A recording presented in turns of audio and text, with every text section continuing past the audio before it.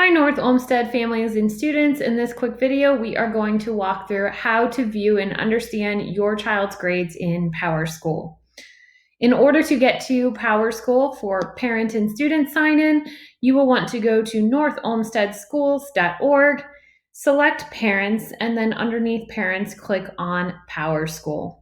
Once you are there, you will want to sign in with your credentials. If you've forgotten your password, you can retrieve your password by putting in your email address.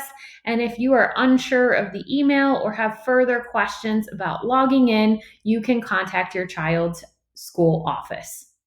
From there, once you sign in, you will be directed to the home page of PowerSchool. For the purpose of this tutorial video, the student and grades are all completely fictitious. Notice that the name of the student is high school example. However, this will give you a full perspective on what you will see for your child in PowerSchool. Across the top bar, I can locate the names of my children if I have multiple children in the school, and then I would want to select grades and attendance from the top left.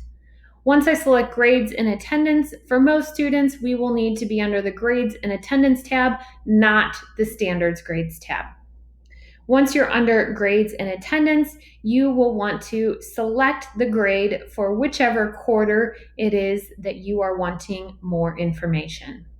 In this case, I am in quarter run, clicking on the current grade of 87%. When I scroll down towards the bottom, I will be able to locate a list of my child's assignments in that course, including due date, category, assignment name, any relevant flags, scores, percentage, grade, and then any comments or further information. If a student has a comment or there is a description on the assignment, you will be able to click View in order to see further information. If you notice a flag for a specific assignment, please refer to the legend at the bottom, which will give you more information about that flag.